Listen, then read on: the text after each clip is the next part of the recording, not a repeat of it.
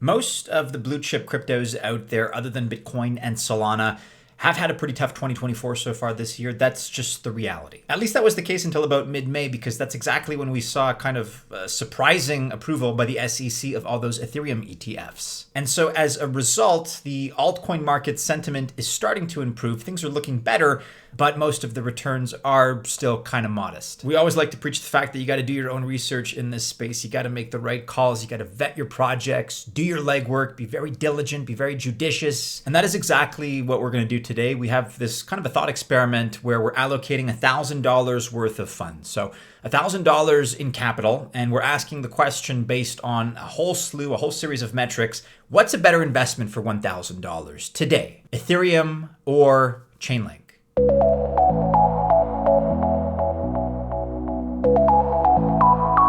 Welcome to the channel. My name is Maddie and this is Altcoin Buzz. I wish you all the very best of luck if you choose to invest. Genuinely, I hope you do very, very well. Ethereum, Chainlink, or otherwise. But I'm not a financial or investment advisor. Just remember that. And correspondingly, also please remember that this video is not official financial or investment advice.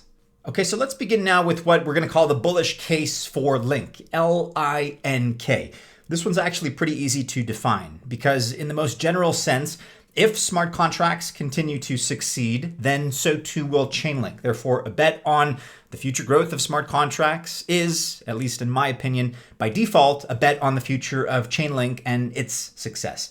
And not just smart contracts in general, but also the RWA narrative specifically. That's real world assets. The New York Stock Exchange, the NYSE, they actually just made a case for using price feeds exactly like the ones that Chainlink offers.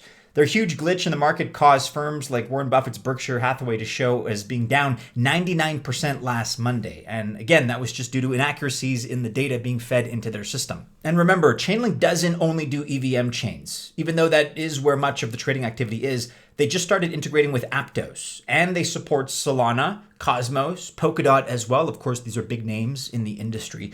They are everywhere that your transactions are, effectively. So it's a simple question. Do you think that something will need to link all these different blockchains together? Maybe you call it a messaging layer, maybe you call it something else. That's just semantics as far as I'm concerned. But if you want to be able to take information you learn on Cosmos and, for example, use it on Polygon, then you're going to need something like Chainlink to help you realize that. Listen up if you're watching this as a trader, because we have a great find for you. We found an exchange that gives you the best of both worlds. Want to trade spot markets on over 400 trading pairs without KYC? Now you can. Want to trade perpetual markets with over 150 trading pairs with KYC? You can also do that. The only exchange that we've seen in the market that lets you do both simple spot trading without KYC and perps trading with KYC globally is BYDFi. And along with the great fees and almost no slippage on trade orders, you also get up to $8,698 in bonuses for trying BYDFi, along with a free month of our money-making Altcoin Buzz Alpha service just for giving BYDFi a try. Again, you are getting our flagship Altcoin Buzz Alpha service free for a month. Check out BYDFi by clicking the link in the description of this video below. All right, let's switch gears now and consider the bullish case for Ethereum. Ever since the ETF was approved a few weeks ago, the case for ETH is actually pretty easy to make as well.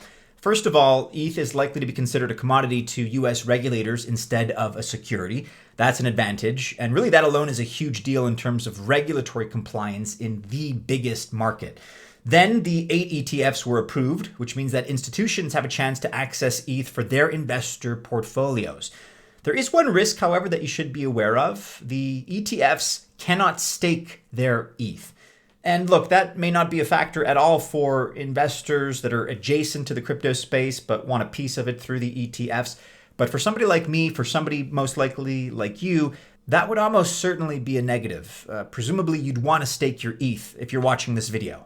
And therefore, the question becomes, will that lack of yield prevent at least some prospective investors from buying? It could. But the positive effects of ETF approval, including trying to front-run the funds, has already started. Balances on exchanges are shrinking. Layer 2 activity is growing a ton on ETH, which is bullish. And the way I see it, Base, they could do for Coinbase and for ETH by extension what BNB Smart Chain has done for Binance. That would not surprise me at all if that were to happen. TVL, or total value locked on layer 2s, is at an all-time high right now. And part of that is more L2s on the market, but still, people would not be building them if they did not think they could attract users and money. Now, a lot of people will argue that Ethereum's one huge contribution to the crypto space was during the ICO craze, because that let many new projects come online and raise funds from their communities. And this is actually an especially common argument among Ethereum haters, because the reality is there is some truth to it. But that being said, a funny phenomenon is expressing itself here in 2024. More new tokens have been created in 2024 than the entire period from inception from 2015 to 2023. Let me say that again.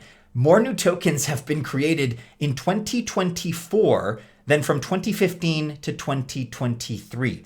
And yeah, of course, many of the tokens are on Base. Yes, that also means that many of them are shitcoins and meme coins. And if you know this channel at all, you know that we don't advocate for those. But still, at the end of the day, this is a reflection of demand and is what at least part of the market wants. And all of them are still paying ETH for gas. Base users hold Optimism's OP for governance issues, so it's also bullish for Optimism. Even the Linea hack with the VeloCore DEX, and Linea is the consensus's own Ethereum L2, like how MetaMask is their native wallet, even that is not enough to hurt Ethereum right now. Momentum is positive, it's continuing to grow, even if that momentum and growth is kind of slower than Bitcoin or Solana at the moment. Okay, so we're gonna make that decision as to whether to invest $1,000 into ETH or into Link, but let me first know, what do you use Ethereum or its L2s or its ecosystem apps for most often? Let me know that in the comments below. I'd be curious to hear your feedback. And so if this market pulls back hard under this level and then consolidates and comes back, we're likely to sell and stall.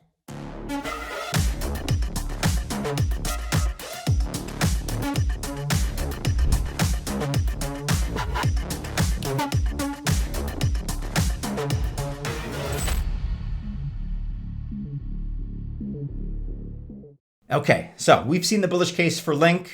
Just in summary here, it's based on bringing off-chain data on-chain, helping the RWA narrative come to fruition, allowing blockchains to talk to each other. Interoperability is a big deal for us, and the continuing success of smart contracts. Then you also have the bullish case for Ethereum to consider. That's based on the positive surprise of the passage of the ETFs as approved by the SEC in the United States, the shrinking exchange balances, the increasing layer 2 activity and TVL on L2s, and more new tokens minted there than ever before, even during the ICO days. One thing that we know with confidence is that both of these projects will still be here 3 years, 4 years, 5 years, 10 years from now. And that's something that most projects today cannot say. These are two established blue chips. And so of course I like both of these. Of course I hold both of these. But at the risk of exposing my bias a little bit here, I'm going to have to go with Chainlink on this decision. If I were to invest $1,000 today, I am going with Link over ETH.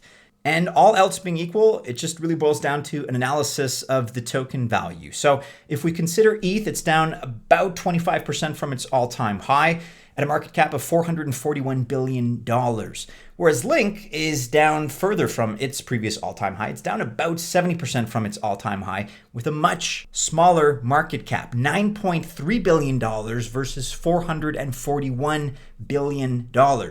So for me, it's actually an easy decision. Those are the kinds of metrics that I look for, that I consider when making a decision about two projects that I already really like and I already really admire. So not only is Chainlink further down from its all-time high than ETH, meaning, in my opinion, more room for growth, more potential, but it's also able to get there at least potentially a lot faster because it's got that smaller market cap. It's more agile, not versus most projects, but certainly when compared to Ethereum. So I'm going with Chainlink on this one. I'm putting $1,000 into Link over ETH if you put a gun to my head and you force me to decide. That's my choice. That's my rationale. Let me know if you agree in the comments below. I realize that this is a little bit more subjective, but there you have it. Chainlink is the winner.